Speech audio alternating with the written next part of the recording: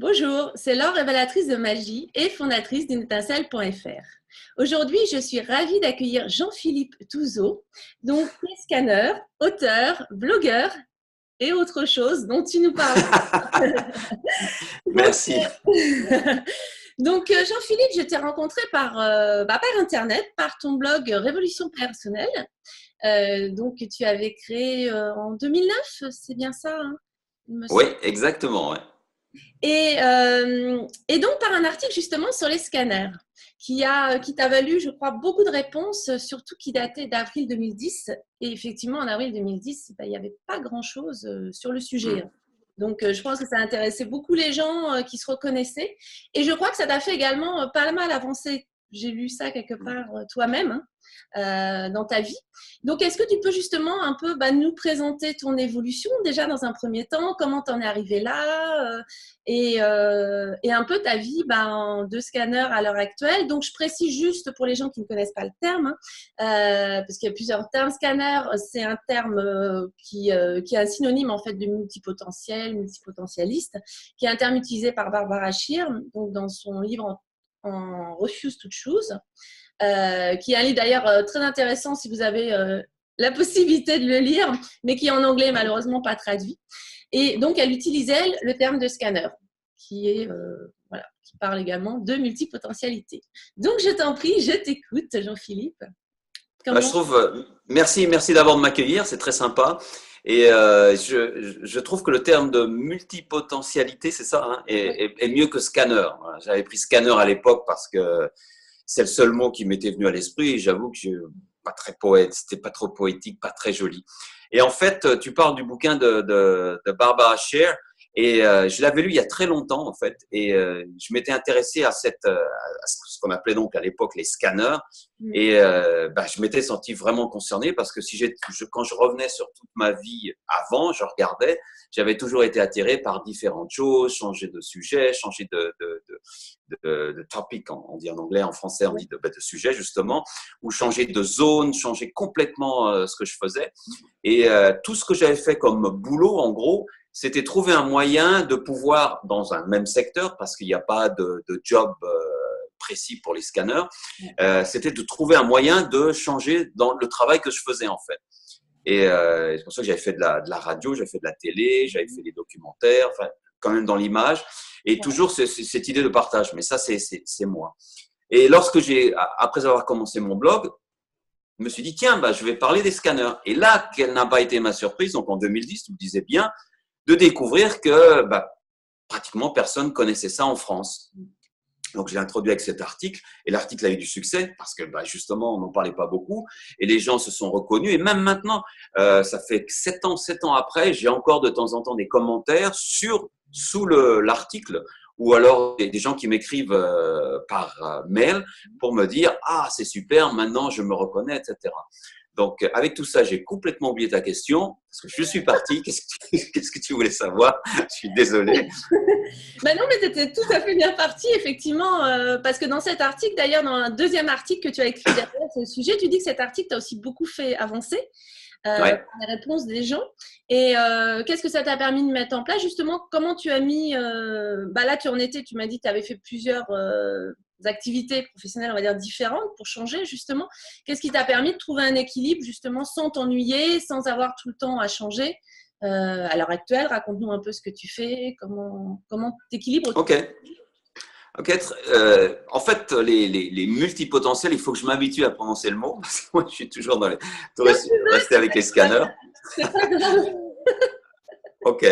Et moi, il y a plusieurs types. Hein. Il y a vraiment, il y a pas une case ou deux, trois cases. Il y a vraiment, c'est multipotentiel. Donc, Ouais. tout est possible, tout est permis, et chacun et chacune. Et ça, c'est vraiment important. Il faut pas trop se comparer à un autre. Bon, on peut regarder ce que font les autres, moi je pense, mais il faut surtout se découvrir et comprendre sa multipotentialité en fait, qui est à mon avis unique, et c'est tant mieux. Et moi, je me suis rendu compte que je pouvais rester moi dans un secteur précis, mais il fallait quand même que je change. Donc le blog, en fait, ça a été encore une autre facette de tout ce que j'ai dit avant dans la radio, dans la télé, etc. C'était rester dans le monde de la communication, partager des informations, mais en changeant assez rapidement de sujet. mon blog, c'était en ligne droite de ce que j'avais fait avant, entre la radio, la télé, etc. Donc, toujours communiquer, partager sur des sujets qui me tenaient à cœur, mais toujours changer assez rapidement au sein de la communication et de l'échange. Et puis, il y a quand même quelque chose qui m'embêtait, c'était le fait que moi, j'avais toujours voulu écrire. Et je voulais écrire un bouquin, je voulais écrire des bouquins. Et j'arrivais pas. Dans mon cas, parce que j'étais scanner, parce que j'étais multipotentiel, j'arrivais pas à garder mon attention assez longtemps pour écrire un bouquin. Et généralement, un bouquin, ça prend, ça dépend, 6 mois, 1 an, ça dépend de chacun. Donc, c'est quand même un sacré boulot. Il faut vraiment être focalisé. Et pour moi, dans mon cas, c'est pas chacun est différent. C'était vraiment difficile. Et finalement, j'ai trouvé la solution grâce à ça, c'est-à-dire que au lieu de me focaliser uniquement sur le bouquin pendant 1 an, on va dire, à peu près, en moyenne, j'ai utilisé le blog. Grâce au blog, j'ai utilisé le blog pour écrire mon histoire. C'est-à-dire que je revenais sur l'histoire toutes les semaines ou toutes les 2 semaines. Et ainsi, petit à petit, j'ai pu écrire mon bouquin et le sortir. C'était pas le premier, mais c'était le premier épais quand même en fiction. Et donc, pour moi, c'était important, cette histoire qui me tenait à cœur et que je voulais sortir. Donc, tout ça pour dire que dans le domaine du scan ou des multipotentialités, il n'y a pas de solution vraiment qui convient à 100% à chaque personne. Là, je donne mon exemple, mais pour quelqu'un qui nous écoute ou qui nous regarde, peut-être que pour elle ou pour lui, s'il veut écrire un bouquin, elle va pouvoir se consacrer sur le bouquin pendant 6 mois. Oui. Et après, elle va arrêter, elle va revenir 6 mois. Donc, je vous donne des exemples. Mais dans mon cas, ça m'a bien servi. Et j'ai compris que je pouvais pas trop rester sur le même sujet pendant longtemps. Et ça n'a pas changé depuis. Donc là, ça a été le premier bouquin. Et donc, j'en ai écrit toute une série après. Et tu aurais pu me poser la question de savoir, mais comment tu as fait? Parce que c'est quand même, là, je suis en train de terminer le 10e de la série. C'est quand même une longue série. Et comment j'ai fait? Est-ce que j'ai continué? Il n'y a plus rien sur le blog. Le blog, et maintenant, j'écris beaucoup moins parce que justement, j'ai trouvé pour moi une méthode qui me corresponde parfaitement pour continuer à écrire. Et quand je dis écrire, c'est vraiment mon truc maintenant. C'est-à-dire que je communique surtout par l'écriture et par également un live que je fais sur Facebook. Mais ça, c'est un autre domaine. Comment j'ai fait? J'ai essayé de bien comprendre comment je fonctionnais et je me suis rendu compte que finalement, les scanners, les multipotentiels ou potentialistes, je ne sais pas, sont flexibles.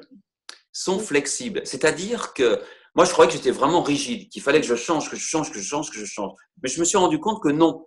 Et ça m'a pris du temps. Et je me suis rendu compte que je pouvais finalement revenir sur une période beaucoup plus longue que je ne le pensais moi-même sur le même sujet. En gros, écrire un volume de mon bouquin.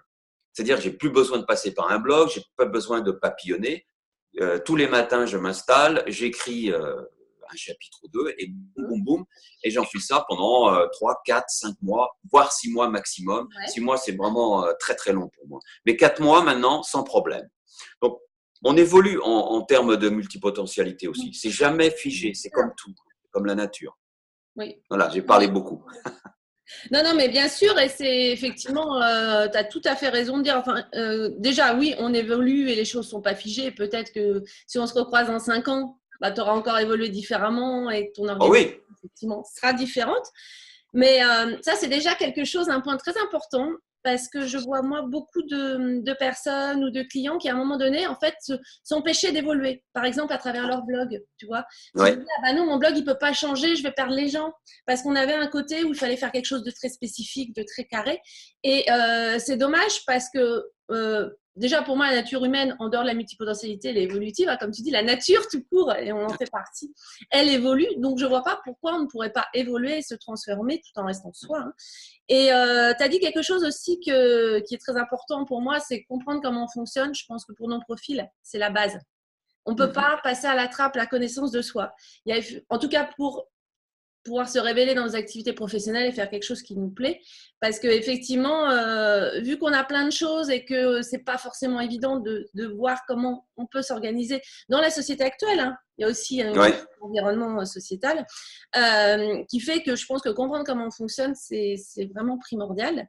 Et tu as parlé aussi également de l'écriture. Pour toi, pour moi, ça serait ce que j'appelle le fil rouge, un peu ton fil conducteur, écriture et communication. Voilà, que tu as trouvé en fait, et effectivement, dans des livres, tu as tellement de sujets, je pense, de recherche à faire pour tes fictions, de thèmes que tu peux aborder, qu'en fait, c'est super varié l'écriture. Quand tu écris. Ah, là, tu peux le dire parce que c'est une de mes parties favorites. En fait, c'est toute la recherche documentaire que je fais pour mes bouquins. Et ça remplit mon côté scanner multipotentiel à outrance. C'est-à-dire que les matins, j'écris. En gros, une partie de l'après-midi, je fais que des recherches. Donc, Wikipédia, je plonge dedans et je disparais. Et vraiment, ça me remplit. Ouais, ouais, c'est exactement ça. Ça doit être un vrai plaisir, effectivement. Et de pouvoir le faire, parce que limite, tu vas le faire pour ton bouquin, quoi. Donc, c'est en plus, tu dis en pas, plus, ouais. je me perds. Non, là, tu le fais pour ton bouquin. Donc, c'est génial. Mais se perdre est un plaisir dans ce cas. Exactement. Alors justement, tu parlais à un moment donné, donc tu m'as dit que cette partie avait évolué justement, mais à un moment donné, tu parlais que tu avais beaucoup simplifié ta vie justement pour pouvoir aller vers ce que tu voulais. Est-ce que tu peux nous parler un peu de ça? Parce que je trouve que c'est un sujet intéressant, la simplification, dans nos cas justement, d'élaguer quand même pour pouvoir aller pour nos multiples intérêts et en pouvant les faire justement, avoir le temps de les faire. Ouais. Moi, je pense que chacun évolue, donc on l'a dit, ça c'est évident. Et c'est vrai qu'avant, je voulais me consacrer peut-être à trop de choses. Et je pensais que mon côté scanner avait besoin de se nourrir de beaucoup de choses différentes. Peut-être qu'à un moment, c'était vrai lorsque j'étais plus jeune, mais j'avais gardé cette habitude et ça servait à rien. En fait, ça servait à rien. Ça me servait surtout une chose, à me stresser. Et comme j'ai eu un petit bébé, un petit garçon, il a fallu élaguer. J'avais commencé avant, bien sûr, mais lorsqu'il est arrivé, il a vraiment fallu élaguer parce qu'il faut du temps pour un enfant. Et ce temps-là, il n'y a que 24 heures, il faut le prendre quelque part. Alors, j'ai dû faire des choix. Et c'est pas facile de faire des choix. Que choisir, soit ne pas garder. Et moi, j'ai fait un peu, pas au hasard, mais j'ai essayé des trucs qui n'ont pas marché. Et puis finalement, là, j'en ai parlé il y a juste quelques instants. Mon travail, est vraiment simple maintenant. Je sais oui, je sais exactement ce que je vais faire. Et j'ai 2 ou 3 priorités. J'allais dire par jour, mais c'est même pas vrai. C'est dans la semaine. Ouais. Et c'est tout, c'est vraiment hyper simple. Alors, est-ce que c'est peut-être pas donné à tout le monde? Ça dépend de chacun, ça dépend de son mode de vie, ça dépend d'où on en est, ce qu'on veut accomplir. Donc, il faut bien se connaître. Tu as parfaitement raison de dire ça. Et à partir de ce moment-là, on peut vraiment simplifier. Et moi, simplifier, c'est vraiment élaguer. Élaguer, avoir du temps de libre pour mon petit garçon, pour moi-même, pour ma compagne, avoir le temps de respirer dans mon travail. Et c'est vrai, au 21e siècle, c'est pas facile. C'est pas facile. C'est vrai, c'est pas facile. Donc là, j'ai vraiment résumé. Oui. Vraiment résumé, mais si tu veux, je peux rentrer plus en détail. Tu peux nous donner des exemples? Je pense que c'est intéressant, effectivement, de voir un peu comment tu as fait. Tu veux au niveau professionnel ou personnel? Un peu des deux, comme tu préfères. Je te laisse. Commence professionnel peut-être pour nous montrer comment tu as. D'accord. Professionnel, je prenais beaucoup de rendez-vous par Skype, avec d'autres blogueurs, à l'époque des blogs, on échangeait beaucoup, ou alors on se voyait. Et tout ça, il faut voyager, ou alors il faut prendre le temps de Skype, il faut s'installer, et tout ça, c'est du stress, machin. C'est un plaisir, mais après, il faut revenir à la vie familiale, et c'était beaucoup trop. Donc, j'avais un agenda, j'ai plus d'agenda maintenant. J'ai carrément jeté mon agenda. Ça peut paraître bizarre, mais moi, ça m'a arrangé. J'ai plus d'agenda. Les seuls rendez-vous comme notre rendez-vous là, maintenant, pour enregistrer ce direct, il est sur mon smartphone, le téléphone portable. Voilà, j'utilise ça, ce calendrier, ou alors sur mon ordinateur, et c'est tout. Et c'est tout. Autre chose, je m'interdis d'utiliser l'ordinateur après 22 heures, normalement, 21 heures, 22 heures. Oui. Parce que sinon, j'y reste jusqu'à minuit, j'ai des trucs à faire, il y a toujours des trucs intéressants, le scanner ne va pas s'arrêter. Et voilà. Des petites règles qui ne sont pas trop difficiles à suivre et qui me permettent d'avancer. Et voilà. Et alors, simplification professionnelle, un autre exemple, pour ceux qui écrivent comme moi, le matin, je sais exactement ce que je vais faire. Je ne réfléchis même pas. C'est une routine. Oui. Et ça simplifie la vie. t'as pas à te poser la question, à te dire, bon, alors, qu'est-ce que je vais faire? Alors oui, je dois écrire mon bouquin, c'est le chapitre machin. Non, je sais où je vais, je sais à quelle table je m'assieds parce que j'écris pas à la maison, j'écris à l'extérieur. J'ouvre mon ordinateur, paf, je sais où j'en suis et je pars tout de suite. Et c'est pas si difficile en fait, hein. Quel que soit le domaine et quel que soit que vous fassiez. À partir du moment où vous simplifiez le process, comme on dit en anglais, le processus, et ben c'est tout simple. Il suffit de suivre. Il suffit de suivre le flow, hein, on va dire. C'est vrai que ça peut être une bonne chose de mettre le central de sa journée, l'important de sa journée le matin déjà, comme tu le Ouais. fais. Tu t'écris le matin, Ah, toi. pour moi, c'est primordial, je pense, pour tout ce qui est création. Le cerveau est frais. J'avais écrit un bouquin sur, comment ça s'appelait, il y a quelques années, Réveillez votre génie. Voilà. Et où j'étudiais, j'avais étudié pas mal tout ce qui concernait le cerveau avec la neuro machin chose. Hein. Et il y avait plein de nouvelles découvertes qui avaient été faites dans les années 90 et qui maintenant, et même début 2000, et qui maintenant permettaient de mieux comprendre comment fonctionnait le cerveau. Et l'une des choses qu'on sait bien maintenant, qui est évidente, mais qui à l'époque était peut-être pas si évidente, c'est que le cerveau qui a bien dormi, qui vient de se réveiller, est plus frais, il n'est pas stressé, il n'est pas encombré par les informations, et donc la créativité vient plus vite. Et c'est vrai, moi je le reconnais honnêtement, je suis plutôt un gars du soir, en fait j'aime bien la nuit, mais je reconnais que je me suis forcé d'ailleurs à me coucher tôt pour pouvoir me lever tôt, et je reconnais que le matin j'écris beaucoup plus facilement et ça vient tout de suite. Et c'est pareil si tu écris des articles de blog dans ton travail, etc., dans ce que tu fais, à partir du moment où c'est créatif. Voilà. Donc, lever tôt, travailler et la journée se termine plus tôt. C'est intéressant ce que tu dis justement que tu es plutôt du soir à l'origine, mais que tu écris Ouais. plutôt le matin. Surtout que tu as écrit également un livre, je crois, sur, j'ai plus son nom, sur les réveils matinales justement. Ouais, ça s'appelait Réveil ultra matinal. Oui. Ben, je l'ai écrit en fait par rapport à mon expérience. Hein. C'est le meilleur moyen pour écrire un e-book, hein, un bouquin sur ça. C'est de faire des recherches, de rassembler toutes les informations. Vive les scanners, dans mon cas. J'avais adoré cette expérience. Et ensuite l'appliquer, tester sur soi-même. Et quand on a trouvé quelque chose qui fonctionne, et ben, le partager à partir du blog. Et après, c'était sur l'e-book qui s'est bien vendu d'ailleurs. Oui. Et oui, dans le bouquin, je raconte toute mon expérience. Comment je suis passé d'un gars qui aimait vraiment la nuit, j'ai été DJ, j'ai fait des trucs beaucoup la nuit, Ah oui, à d'accord. un gars qui se lève très tôt le matin. Je me lève à 5 heures le matin. C'est D'accord. pas tôt, c'est tôt, c'est tôt. Ça Ça reste dépend pour tôt qui. quand même, oui. Oui. Ouais.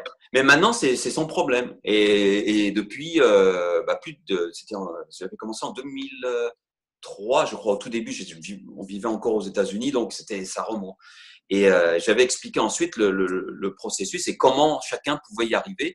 Parce que moi, si je pouvais le faire en étant un gars qui aimait la nuit, une personne qui aimait bien la nuit, bah, c'était possible pour tout le monde. Bien sûr, il y a encore des petits sacrifices à faire, mais c'est possible. Je mettrai les liens vers tes e-books justement, hein, parce qu'il est toujours en ligne, on peut toujours le Sympa. prendre. Hein. Et en particulier, Oui, il y en a un aussi sur, sur les scanners que tu as fait oui, à l'époque, hein, qui est toujours qui est en ligne également. Donc, oui. je vais faire ça de toute façon hein, sous la vidéo parce que je pense que ça peut intéresser des gens. Effectivement, le réveil matinal, c'est quelque chose que beaucoup de personnes ont envie d'atteindre et d'autant plus qu'on a envie de faire plein de choses dans sa journée, effectivement. Ouais. Donc, c'est d'autant plus intéressant de voir ton parcours, surtout si tu es parti, effectivement, de quelqu'un qui aimait plus la nuit, qui avait. Donc ouais, je mettrai tout ça en bas de toute façon. Parce qu'effectivement, tu avais fait quelque chose donc, sur les scanners à l'époque, tu avais fait un e-book également. Oui, Hein, oui, c'est ça, oui. comment tu l'appelles? Quel est le terme que tu préfères? Mais je vais te dire, j'arrive pas à m'en rappeler non plus. Là, j'ai un trou, là. Je sais que ça commence par RE, parce que tous mes bouquins commencent par RE. Tous mes bouquins de… Reconquérir sa vie, Comment? tu avais noté. Reconquérir sa vie, voilà, tu vois. Mais ça y Ah, est, bien, hein, bien l'auteur. Hein. C'est comme dans les autres livres, hein, quand je parlais de mon expérience, reconquérir sa vie, bah, c'est comment j'ai réussi, plus ou moins, hein, on n'en réussit pas toujours à 100%, il y a toujours une évolution, mais à être à l'aise avec mon statut de scanner et je partage mes astuces, etc. Et donc, mais ça va pas correspondre à 100% à tout le monde, on peut s'en inspirer, il faut bien sûr bien se connaître. Il y a une chose que je voulais dire, c'est ce qui est très important, c'est le boulot que toi tu fais, Laure, est super important. Quand j'ai écrit l'article sur les scanners, il y avait personne. Enfin, je connaissais personne qui aurait pu m'aider. Et donc, j'ai dû un peu me débrouiller tout seul. Et moi, je suis certain qu'avec une professionnelle comme toi, eh ben, ça va être beaucoup plus simple pour les gens. Ils vont pas avoir besoin de s'analyser, de faire des erreurs, machin. C'est bien dans un sens, mais c'est quand même sympa d'avoir quelqu'un qui vous accompagne. Et moi, j'aurais aimé avoir quelqu'un à mon époque.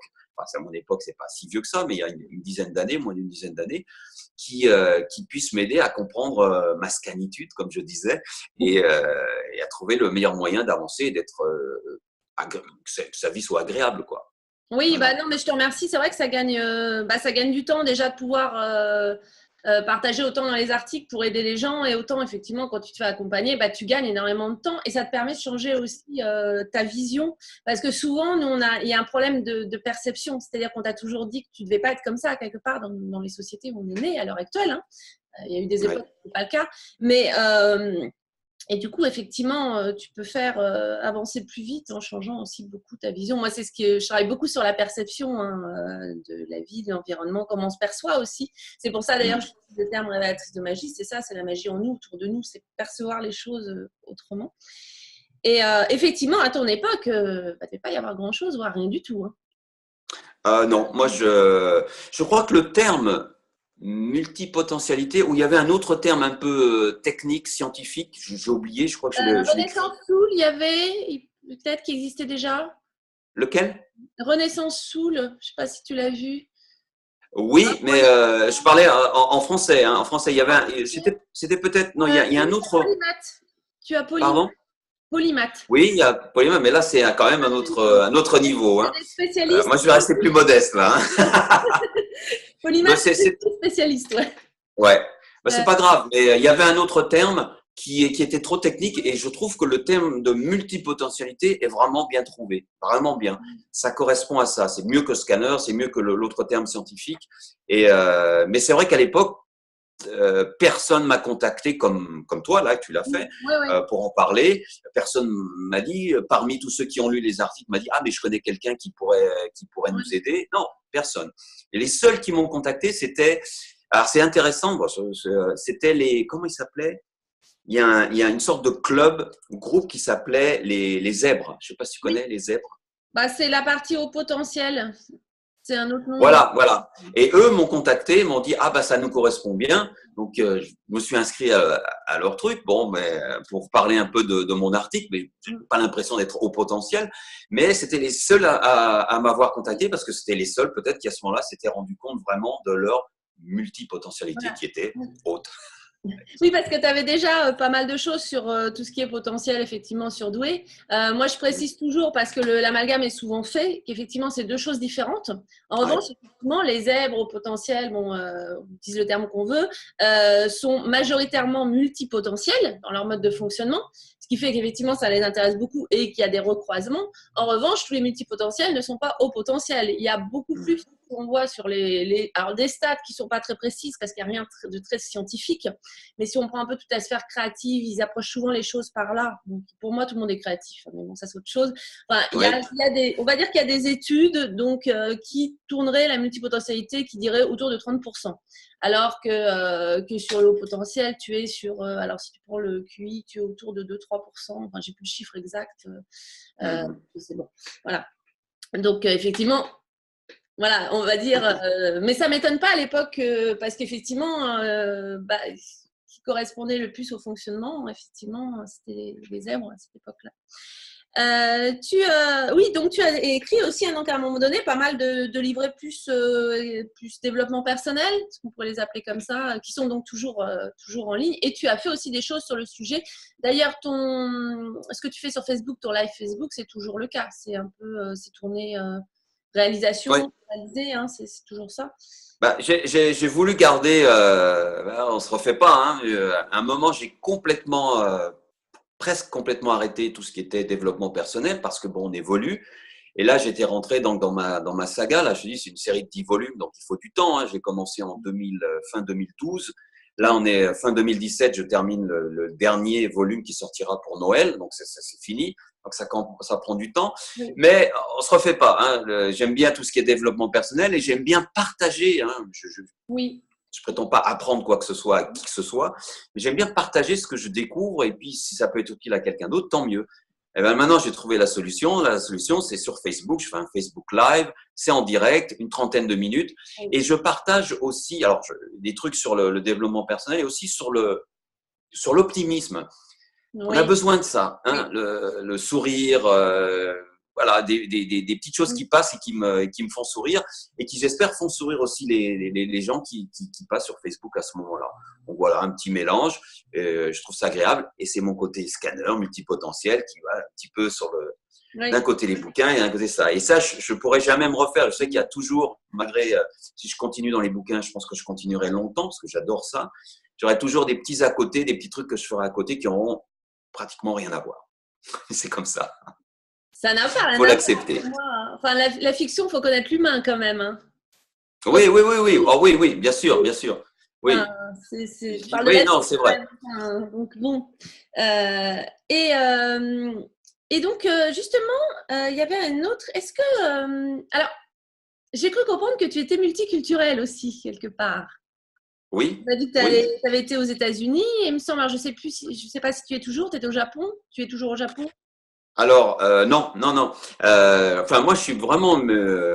Oui, il y a du brassage chez moi. Mon père est français, ma mère est portugaise déjà. D'accord. Donc, j'ai déjà, dès ma naissance, j'ai eu les deux cultures et que j'adore.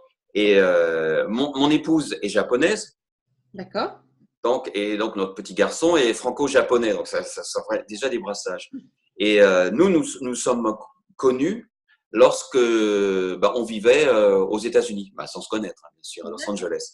Donc on s'est rencontrés là-bas. J'ai vécu 10 ans aux États-Unis, j'ai vécu en Amérique du Sud, j'ai vécu au Japon et je vis toujours au Japon. C'est-à-dire que maintenant on se partage pour que les deux familles voient le petit, hein, on se partage entre la France et le Japon. Alors là, je suis en France, mais D'accord. dans quelques mois, je serai effectivement au Japon. Donc D'accord. voilà. Là, c'est sympa Et comme. ah bah j'adore. Sinon je le ferais pas. J'adore. Et donc j'ai tout fait pour que ma vie à l'heure actuelle puisse être comme ça aussi. Oui, bien sûr. Plus ou moins en m'en rendant compte, mais le fait d'être multipotentiel, ça aide aussi. Ça aide aussi. Ça m'a bien aidé pour ça. Voilà. Mais il y a un lien entre les deux, hein, parce qu'en général, les gens qui ont beaucoup voyagé ou qui sont assez multiculturels ou qui sont souvent ont souvent un mode de fonctionnement plutôt multipotentiel. Et je pense que la multipotentialité, dans l'autre sens, amène à ça aussi, forcément, la curiosité des autres Ouais. cultures, des autres. Donc les deux se. Et on retrouve souvent des liens là-dessus avec le voyage. Ouais. Euh, pour terminer, ton entourage, est-ce que tu as. Alors, sur ta manière de fonctionner, ça a toujours été simple avec ton entourage, ta famille, tes amis, ou est-ce qu'il y a eu des moments où ils comprenaient mal comment tu fonctionnais, pourquoi tu changeais justement beaucoup d'activités peut-être au début Est-ce que ça a été. Oui, ça a été très, très, très, très difficile. Très, très difficile. J'ai, je viens d'une famille assez stricte. Donc, mes parents étaient plutôt, oui, étaient stricts. Mon père est dans l'armée, était gendarme. Donc, ma sœur est à l'armée. Donc, j'ai été à l'armée aussi. J'ai fait un ancien militaire. Ça paraît incroyable, mais non, il y a des créatifs à l'armée aussi, il y a pas de raison. Et j'ai suivi la voie familiale jusqu'au moment où je me suis rendu compte que ça me correspondait pas du tout et que c'était, tu sais, tu suis la voie tracée, machin. Et si je voulais m'épanouir, il fallait pas que je reste là, il fallait que je fasse d'autres choses. Et après, j'ai fait plein de petites choses, et c'est ce que je disais au tout début, je me suis rendu compte que ça tournait autour de la communication, de l'audiovisuel, et choses comme ça. Donc après, ça m'a permis vraiment de me focaliser là-dessus. Mais c'est vrai que lorsque j'étais ado, enfin, je savais ce que je voulais faire, mais on n'est pas sûr de soi à ce moment-là. Hein. On a pas, moi, j'avais pas beaucoup confiance en moi, et donc j'écoutais un peu les adultes et les parents et ce qu'ils me disaient. Donc j'étais tiraillé, et ça m'a pris beaucoup d'années parce que, par exemple, pour l'écriture, un exemple tout simple. J'adore écrire depuis tout petit. J'écrivais des histoires quand j'étais tout petit. Mais il a suffi que quelques profs bien ou mal intentionnés me disent que mon français était pas bon, des trucs comme ça. Et j'ai mis ça dans un coin de mon esprit et je me suis dit, bah non, je pourrais jamais écrire de bouquin. Et c'est aussi pour ça que ça m'a pris tellement de temps, une trentaine d'années avant de pouvoir, plus, hein, avant de pouvoir écrire un bouquin. Donc, être multipotentiel lorsqu'on est au départ, je veux dire au départ de sa vie, lorsqu'on arrive sur le marché du travail, lorsqu'on est encore adolescent, bah, c'est pas facile. Mais il y a des gens comme toi, il y a Internet, il y a plein de bouquins, il y a de l'information maintenant. Donc, il y a plus aucune excuse. On peut se renseigner. À mon époque, il n'y avait rien de tout ça. Donc, vraiment, on écoutait les parents et on y allait. Et après, on se débrouillait comme on pouvait. C'était pas facile, ça c'est sûr. Et il y a plein de gens, et c'est triste, qui ont raté, entre guillemets, non pas leur vie, mais qui ont raté leur potentiel parce qu'on leur a dit de faire ça et qu'ils étaient destinés à autre chose. Et un truc que je dis souvent dans mes directs live sur Facebook, où je disais avant, osez, tentez, faites ce que vous voulez faire, parce que de toute façon, la vie est courte. Et si vous vous plantez, bah, c'est pas grave, vous ferez autre chose, il y a toujours moyen de retomber sur ses pieds. N'écoutez pas les gens qui vous disent qu'il faut faire ça, surtout si vous n'avez pas envie de le faire. Voilà, tout simplement. Ah, mais c'est un très beau message, effectivement. Eh ouais. Effectivement, ça commence à être plus simple aujourd'hui, surtout que les nouvelles générations savent déjà qu'elles bougeront plein de fois de job. C'est vrai qu'avant, c'était plus, tu rentres, tu choisis une voie quoi, et tu t'en démordras pas, surtout en France.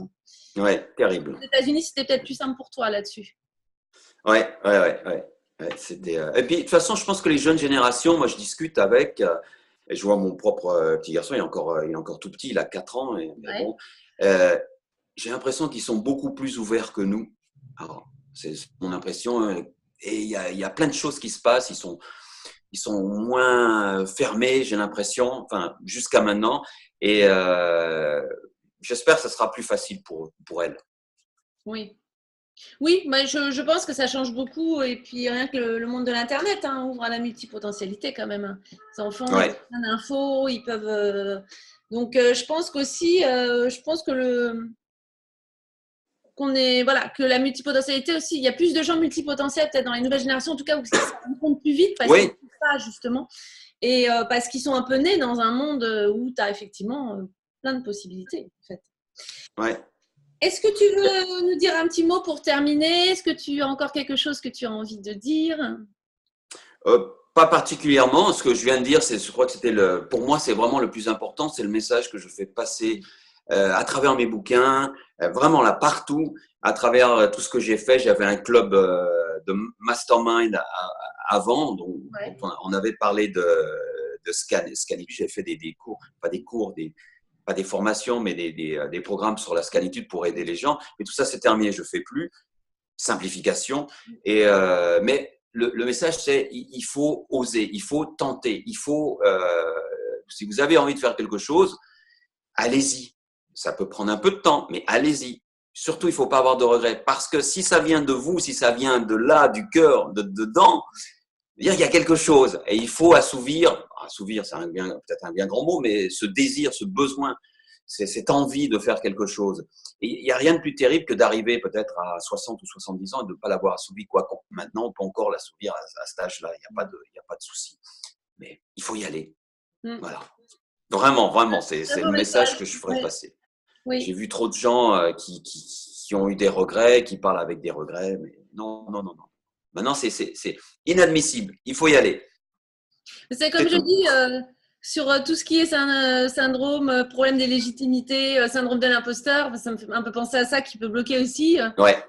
Maintenant, j'ai envie de dire aux gens, mais prenez votre syndrome de l'imposteur et puis sautez dessus à pieds joints, écrasez-le parce que faut arrêter avec ça. Enfin, je le comprends, je le comprends totalement, mais c'est vrai que il faut y aller. Je suis totalement d'accord avec toi. Voilà. C'est comme ça qu'il y a des idées, c'est comme ça qu'on avance, c'est comme ça.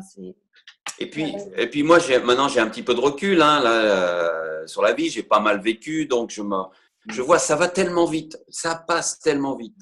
Et lorsqu'on a 20 ans ou même 30 ans, on se dit, j'ai le temps, je le ferai plus tard. Non. Il faut le faire rapidement. Parce qu'il y a deux choses. Soit ça marche et c'est vraiment, on est au 7e ciel. Soit ça marche pas, mais on le sait. Donc, on a l'expérience de ça et on peut aller vers autre chose et pas attendre encore 10 ans avant de se lancer. C'est tout. Et on peut s'en servir pour rebondir d'ailleurs et affiner. Ouais. Ça marche Ouais, pas. voilà. Bah écoute, merci beaucoup parce que merci Jean-Philippe, c'est vraiment, c'était vraiment passionnant. J'aime beaucoup la manière dont tu nous as expliqué un peu, Avec plaisir. tout ton parcours parce que je pense vraiment qu'il est effectivement très riche pour les gens Ouais. qui savent pas comment faire avec leur Oui, c'est un exemple. spiritualité, voilà. Oui, mais l'exemple c'est important. Oui, exactement, oui, c'est vrai. L'exemple, c'est important. Parce que c'est ça qui motive aussi les gens à se dire bah, je peux être comme ça, je peux y aller. C'est difficile d'y aller quand on a l'impression d'être un peu le petit canard Ouais. au milieu de la mare. Donc, non, c'est vraiment très important. Je mettrai de toute façon, je mets ton lien alors vers le Facebook, vers Merci. tes livrets et puis tes livres. Tes livres de toute façon. Super. C'est génial. Et je mets tout ça. Et puis autrement, bien sûr, vous pouvez toujours vous abonner à la chaîne YouTube. N'hésitez pas. Ouais. Et activer la petite cloche si vous voulez recevoir les notifications. Et je te souhaite, écoute, une très bonne journée. Je vous souhaite à tous tout ce que vous voulez, d'y aller, d'oser, Ouais. de vous lancer. Je te laisse le dernier mot, Jean-Philippe. Eh ben, surtout, ne vous laissez pas bloquer par la peur, parce que ce qui peut empêcher justement d'oser, c'est la peur. Mais si je me plante, mais si, qu'est-ce que les gens vont dire, etc. Il faut tout oublier. Il faut vraiment, vraiment tout oublier et penser que c'est sa propre vie qu'on est en train de jouer. Donc, c'est pour soi qu'on le fait, c'est pas pour les autres. On s'en fout. On y va. Vous avez une idée, vous avez un plan, foncez. Et vous trouverez toujours des gens autour de vous, comme Laure, par exemple, pour vous soutenir. Et moi aussi. Au revoir, Laure. Au revoir. Merci beaucoup. Merci, au revoir à tous.